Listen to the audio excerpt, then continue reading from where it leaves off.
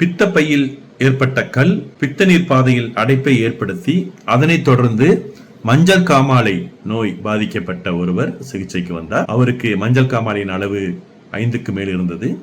மிகவும் சோர்ந்து கண் விரல்கள் மஞ்சளித்து காணப்பட்டார். உடனடியாக நவீன மருத்துவமனையில் எமர்ஜென்சி பிரிவில் அட்மிட் செய்யப்பட்டு சிகிச்சை வேண்டிய நோயாளி சித்த மருத்துவத்தின் மேல் நம்பிக்கை ஏற்பட்டு இங்கு சிகிச்சை பெற்றுக்கொள்ள வந்தார். அவருக்கு மிக எளிய மருந்துகளை வழங்கினோம். 3 மாத சிகிச்சை. 2வது வாரத்தில் மஞ்சட்காமலை அளவு சீரானது.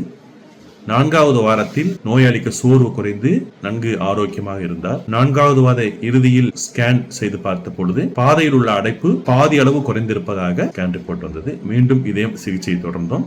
சரியாக 2 மாத முடிவில் ஸ்கேன் எடுத்து பார்த்த பொழுது அடைப்பு சுத்தமாக இல்லை, பித்த பையிலும் கற்கள் இல்லை, பாதையிலும் கற்கள் இல்லை என முடிவு வந்தது. இருந்தாலும் இன்னும் 1 மாதம் மருந்து கொடுத்து 1 மாத முடிவில் ஸ்கேன் எடுத்து பார்த்த பொழுது சிடி ஸ்கேன் எடுத்து பார்த்த பொழுது முழுமையாக அடைப்பு நீங்கியது தெரிய வந்தது. தற்பொழுது நோயாளி சரியான நேரத்தில் உணவு சாப்பிட்டு உடற்பயிற்சி, கொழுப்புச்சத்து உள்ள உணவுகளை குறைத்து வாழ்க்கை நெறிமுறைகளை பின்பற்றுதல் ஆகியவற்றின் மூலம் மிக ஆரோக்கியமாக வாழ்கிறார். பித்த பையில் ஏற்படும் கற்கள் அடைப்பு ஏற்பட்டாலும் பயப்பட வேண்டாம். முதல் நிலையிலேயே சித்த மருத்துவத்தை தயங்காமல் எடுத்துக்கொண்டால் அறுவை சிகிச்சையின்றி குணமடையலாம்.